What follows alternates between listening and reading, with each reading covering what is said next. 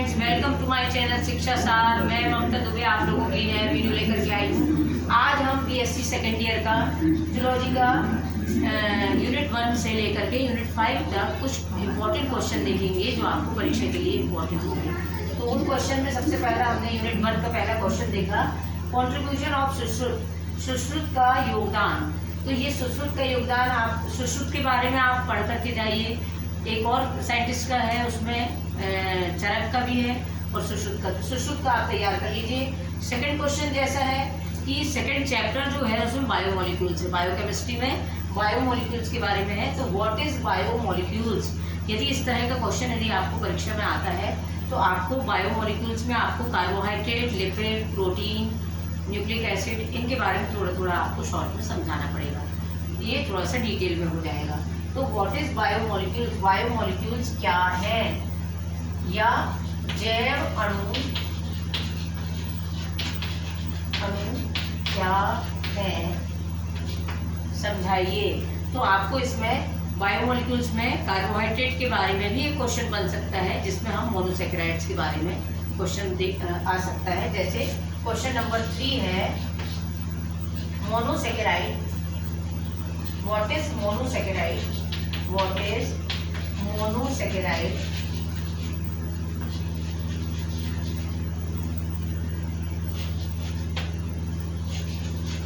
What is monosaccharides, monosaccharides के बारे में आपको क्वेश्चन आ सकता है। इसमें इम्पोर्टेंट क्वेश्चन है मोनोसैकेराइड्स। तो मोनोसैकेराइड्स क्या है या मोनोसैकेराइड्स के जैविक महत्व एवं उसके कार्य को लिखिए। तो इम्पोर्टेंस एवं function and importance and function. तो मोनोसैकेराइड्स के फंक्शन और उसका जैविक महत्व, इस तरह से क्वेश्चन बन सकता है कि मोनोसैकेराइड्स क्या हैं, इनका जैविक महत्व एवं इसके कार्य लिखिए। तो इस तरह से तीसरा क्वेश्चन देखे हमने बायोमोलिक्यूल्स में कि जैव अणु मोनोसैकेराइड क्या है, इसका जैविक महत्व एवं कार्य लिखिए। तो इस तरह से बायोमोलिक्यूल्स में मोनोसैकेराइड या कार्बोहाइड्रेट के 3 टाइप्स होते हैं, मोनोसैकेराइड्स, ओलिगोसैकेराइड्स और पॉलीसैकेराइड्स। तो मोनोसैकेराइड्स का इम्पोर्टेंट क्वेश्चन आपको ये आ सकता है परीक्षा में, इसको तैयार करना है आपको। इसके बाद हम चलते हैं अगला क्वेश्चन हमारा, देख लीजिए इसको, मैं रब कर देती हूँ।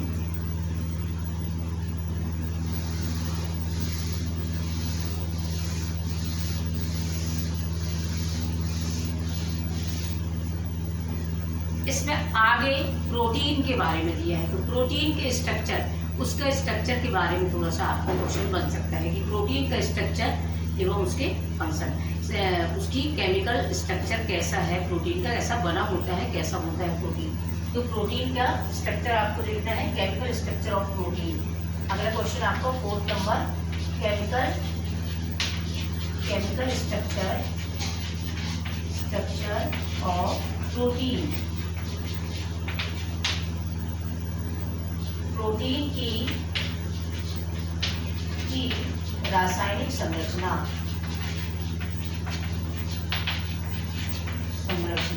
समझाइए।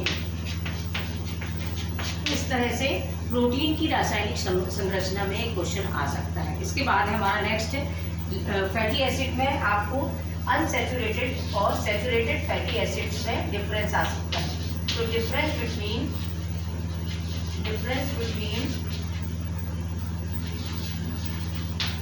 Saturated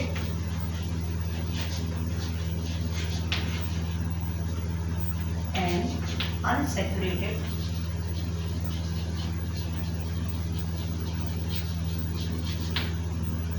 fatty acid. तो ये डिफरेंस आ सकता है सैचुरेटेड और अनसैचुरेटेड फैटी एसिड में, मतलब संतृप्त लिपिड और असंतृप्त लिपिड में क्या अंतर है। तो इस तरह से एक क्वेश्चन बन सकता है ये कि संतृप्त संतृप्त और असंतृप्त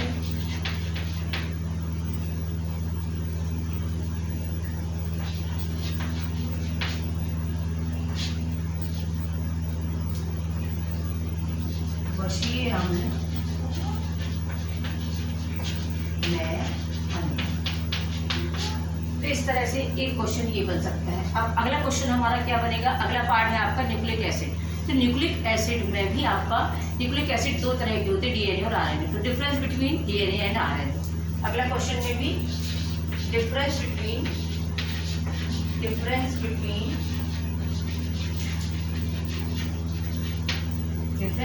डीएनए एवं एंड आरएनए।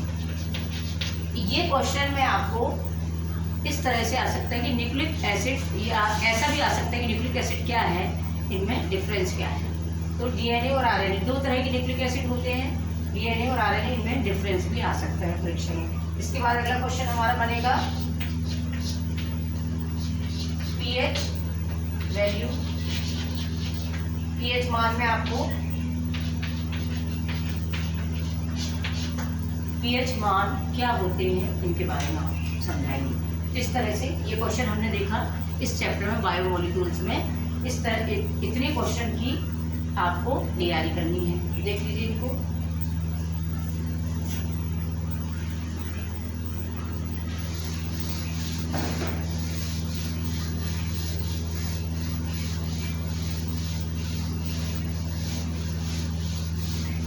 अब इसके बाद अगला चैप्टर है आपका एंजाइम। एंजाइम से आपको क्या क्या करना है तैयार। एंजाइम में आपको सबसे पहले तो क्वेश्चन नंबर 1 बनेगा कि एंजाइम में जो फैक्टर अफेक्टिंग जो प्रभावित करने वाले कारक होते हैं, एंजाइम को प्रभावित करने वाले कारकों को समझाइए। इस तरह का क्वेश्चन जरूर आता है परीक्षा में। तो फैक्टर अफेक्टिंग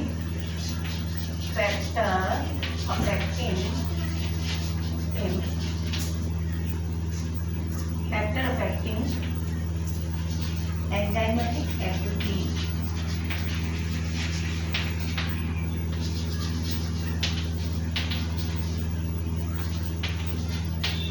तो एंजाइम को प्रभावित करने वाले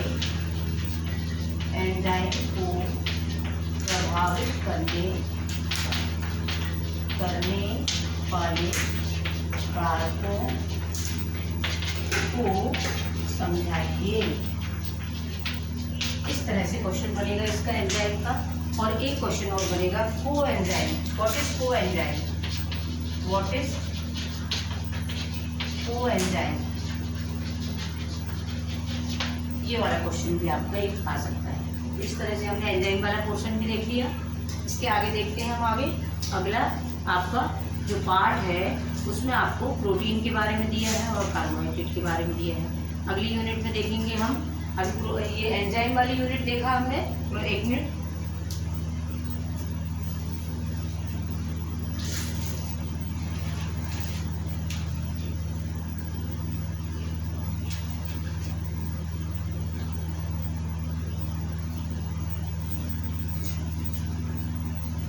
अगला पार्ट है इसमें आपका विटामिन्स और मिनरल। तो विटामिन्स और मिनरल में आपका क्वेश्चन बन सकता है vitamin B complex. Vitamin B complex को आपको एक्सप्लेन करना है। विटामिन बी कॉम्प्लेक्स क्या है? तो what is vitamin B complex. एवं अगला क्वेश्चन क्या बनेगा इसमें, vitamin B complex, vitamin B complex को समझाइए। अगला क्वेश्चन इसमें मिनरल्स के लिए बनेगा।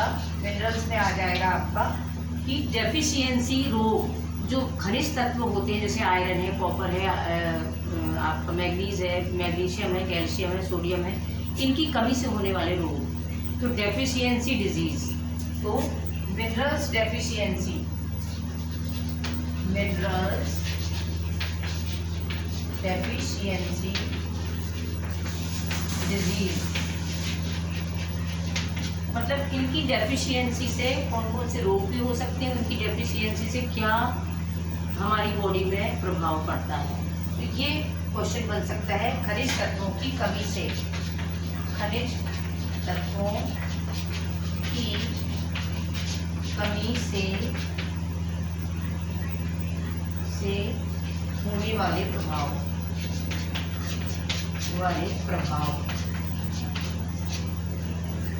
तो ये क्वेश्चन आपके यूनिट 1 कंप्लीट होती है। आप इसको देख लीजिए एक बार, यूनिट 1 के क्वेश्चन पूरे।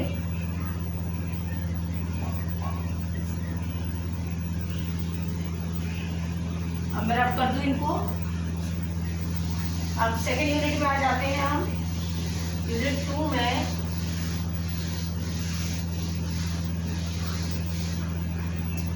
यूनिट सेकंड में आपको मेटाबॉलिज्म है, कार्बोहाइड्रेट का मेटाबॉलिज्म, प्रोटीन मेटाबॉलिज्म और लिपिड मेटाबॉलिज्म, इसको हमें देखना है। इसके बाद आपका डाइजेस्टिव सिस्टम भी है इसमें कौन कौन से क्वेश्चन बन सकते हैं ये देखेंगे हम आगे। तो सेकंड यूनिट के क्वेश्चन में आपको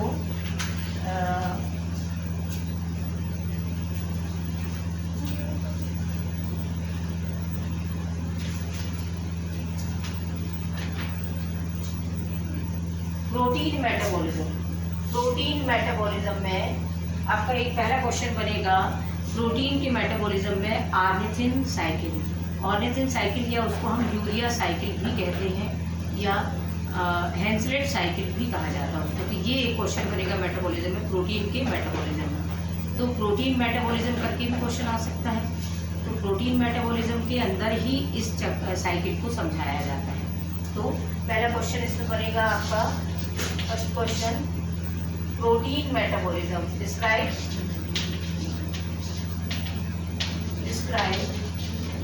protein metabolism.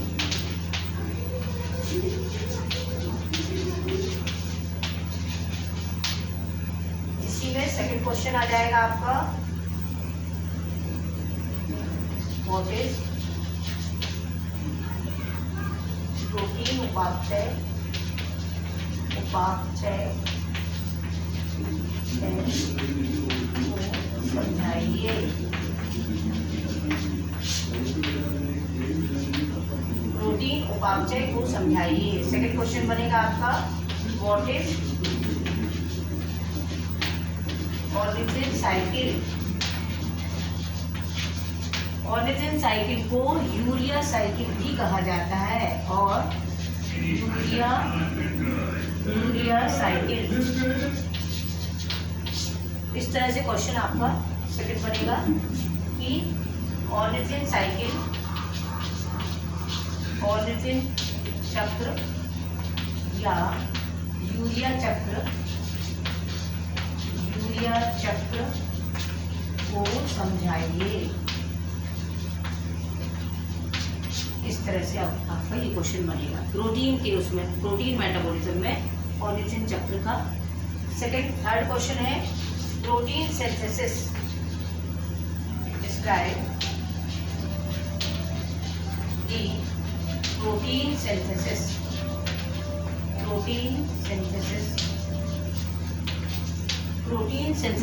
Biosynthesis of protein का जैव संश्लेषण कैसे होगा। प्रोटीन का जैव संश्लेषण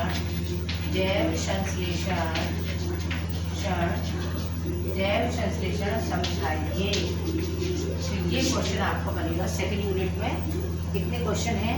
इसके बाद हम कार्बोहाइड्रेट के मेटाबॉलिज्म में आ जाएंगे। कार्बोहाइड्रेट के मेटाबॉलिज्म में अगला क्वेश्चन क्या बनेगा, इसी यूनिट का है। कार्बोहाइड्रेट में आपका EMP pathway. What is EMP pathway, या इसको कह सकते हैं हम ग्लाइकोलिसिस भी कहा जाता है। EMP पाथवे को ग्लाइकोलिसिस साइकिल भी कहते हैं। तो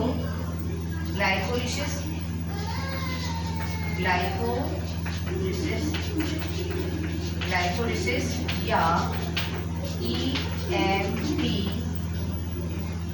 साइकिल चक्र को को समझाइए। ग्लाइकोलिसिस या EMP pathway, abundant layer of pathway, ये एक वैज्ञानिक के नाम पर है। एबंडेंट नामक वैज्ञानिक जो थे जिन्होंने आपका ग्लाइकोलिसिस के साइकिल दिया था, इसलिए उनके नाम पर है ईएमपी पाथवे या ग्लाइकोलिसिस पाथवे। ग्लाइकोलिसिस साइकिल को समझाइए। ये प्रोटीन मेटाबॉलिज्म के से में इंक्लूड होता है। प्रोटीन मेटाबॉलिज्म में ऑर्निथिन चक्र चलता है और कार्बोहाइड्रेट मेटाबॉलिज्म में ईएमपी या ग्लाइकोलिसिस पाथवे, ये आपको पढ़ना है। इसके बाद अगला क्वेश्चन है 5th number, Krebs cycle. Krebs cycle, Kreb चक्र को समझाइए। अगला क्वेश्चन आपका क्रेब साइकिल पर बनेगा। क्रेब साइकिल भी कार्बोहाइड्रेट मेटाबॉलिज्म में आता है। ग्लाइकोलिसिस और क्रेब साइकिल दोनों ही कार्बोहाइड्रेट मेटाबॉलिज्म में आता है और बाकी क्वेश्चन यहाँ तक है आपके प्रोटीन मेटाबॉलिज्म। तो ये सेकंड यूनिट में हमारा protein metabolism, carbohydrate metabolism complete होता है। इसके क्वेश्चन आप नोट कर लीजिए। अगले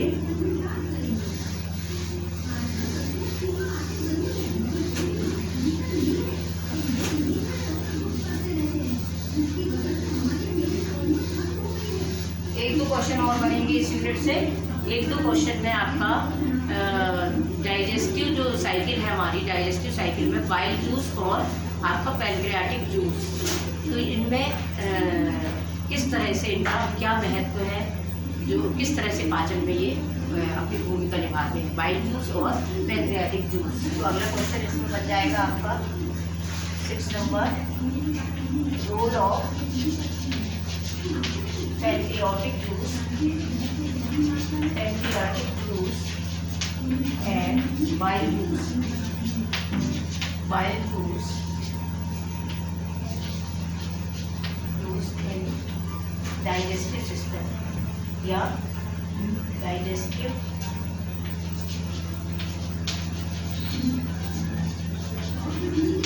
तो डाइजेस्टिव सिस्टम में क्या रोल है इसका, पैनक्रियाटिक जूस का और बाइल जूस का। तो बाइल जूस और पैनक्रियाटिक जूस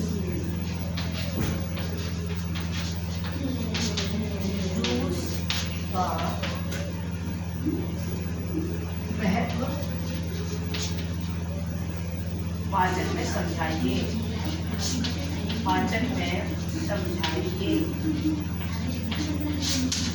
इस तरह से आपका क्वेश्चन बनेगा। एक डाइजेस्टिव सिस्टम वाले पार्ट से, उस चैप्टर से बन सकता है कि बाइल जूस और पैनक्रियाटिक जूस का पाचन में क्या महत्व है। तो ये क्वेश्चन देखते हैं। एक दो क्वेश्चन और भी हैं।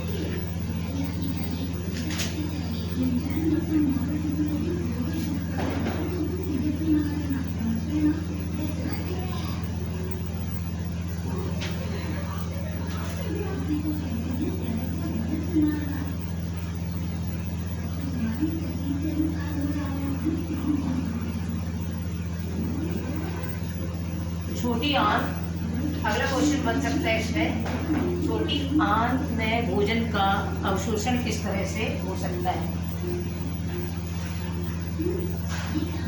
छोटी आंत के द्वारा भोजन का अवशोषण समझाएंगे।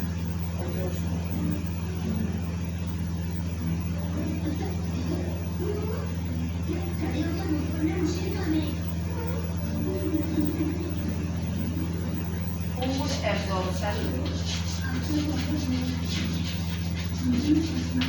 of small intestine,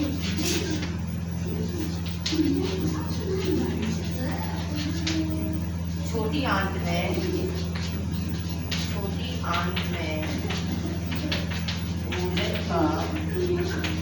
का अवशोषण समझाइए। ये इतने क्वेश्चन आपके सेकेंड यूनिट में बनेंगे कि ये क्वेश्चन इंपॉर्टेंट है जिनको आपको तैयार करना है परीक्षा के लिए। ये आप लिख लीजिए इनको। अब हम आते हैं थर्ड यूनिट में। इसके बाद हम थर्ड यूनिट के क्वेश्चन देखेंगे। थर्ड यूनिट में भी इम्पोर्टेंट क्वेश्चन देखने वाले हैं हम।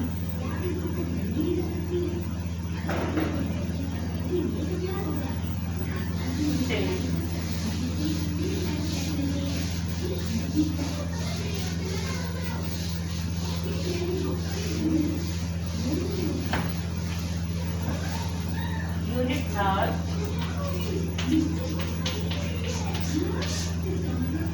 यूनिट थर्ड में हम देखेंगे कुछ क्वेश्चन।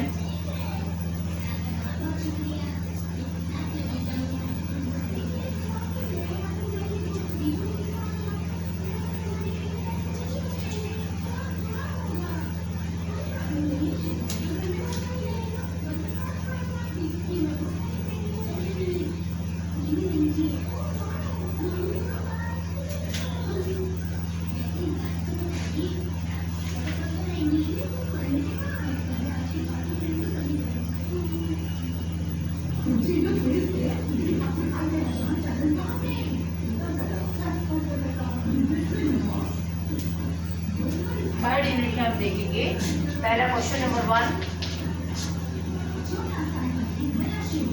फिजियोलॉजी ऑफ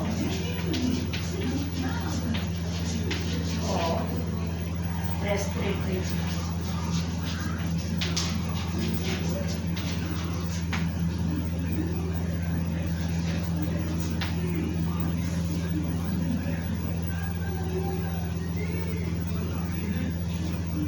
श्वसन की कार्यकी का वर्णन करिए। श्वसन की कार्यकी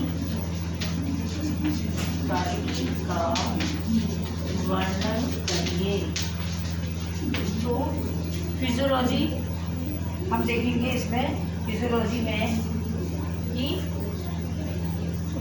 जो रेस्पिरेटरी सिस्टम होता है उसकी कैसे पूरा कि उसकी संरचना कैसी होती है, वो कैसे कार्य करता है, मतलब श्वसन किस तरह से होता है हमारी बॉडी में, ह्यूमन में किस तरह से श्वसन क्रिया होती है और कैसे उसकी पूरी फिजियोलॉजी हम कार्य की या उसके बारे में पूरा समझाना है। तो फिजियोलॉजी हम किसे बोलते हैं? कार्य की, मतलब उसके कार्य किस तरह से वो कार्य करता है सिस्टम। फिजियोलॉजी मतलब लंग्स किस तरह से कार्य करते हैं रेस्पिरेटरी सिस्टम में। तो पूरी कार्यकी आपको समझाना है। श्वसन की कार्यकी का वर्णन करिए, पहला क्वेश्चन बनता है। अगला क्वेश्चन देखते हैं हम इसमें।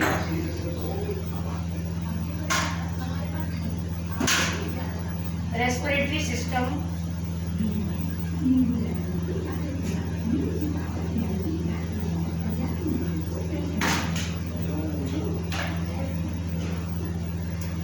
सेकंड क्वेश्चन बनेगा इसमें। डिस्क्राइब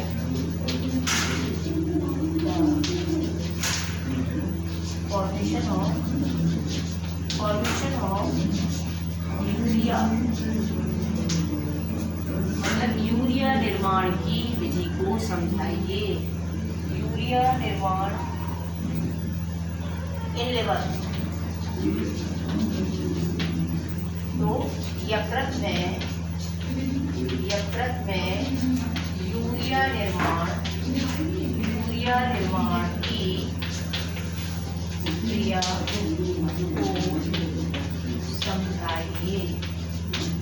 ये अगला क्वेश्चन आपका इसमें बनेगा। तो ये हमने जो आर्निथिन चक्र देखा था सेकंड यूनिट में, वही है ये आर्निथिन चक्र जिसको हमको थर्ड यूनिट में भी है कि यूरिया निर्माण कैसे होता है हमारे यकृत में, ये किस तरह से बनता है, लिवर में कैसे बनता है, ये हमें देखना है इस चक्र में यूरिया निर्माण की क्रिया विधि। अगला है नेफ्रॉन। नेफ्रॉन के कार्य, फंक्शन ऑफ नेफ्रॉन।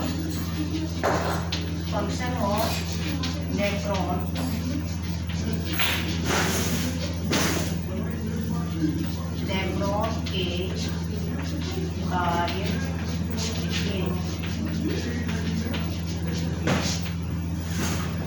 देख लीजिए इसको आप।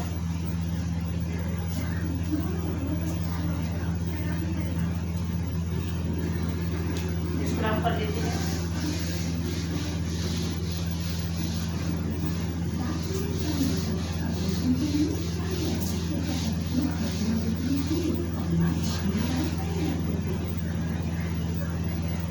अगला क्वेश्चन इसमें बनेगा, व्हाट इज इम्यूनिटी?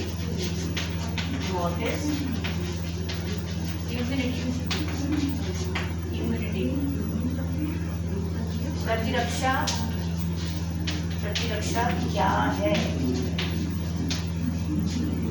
इम्यूनिटी हमारा इम्यून सिस्टम जो हमारे लिए लड़ता है हमेशा, जैसे बैक्टीरिया वायरस हमारे शरीर के अंदर यदि प्रवेश कर जाते हैं तो हमारा रोगों से लड़ने की क्षमता होती है हमारे शरीर के अंदर, जिसको हम बोलते हैं इम्यून सिस्टम, इम्यूनिटी।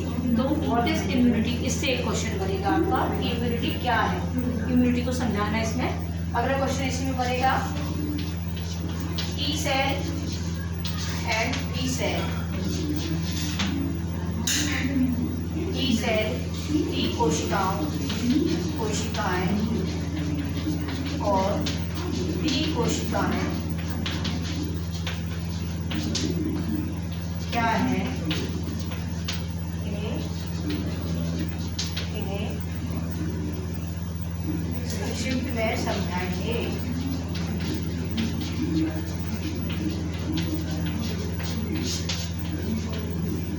ये टी सेल और बी सेल जो होती है ये लिम्फोसाइट सेल्स कहलाती हैं, जो इम्यून सिस्टम में हमारी इम्पोर्टेंट रोल अदा करती है।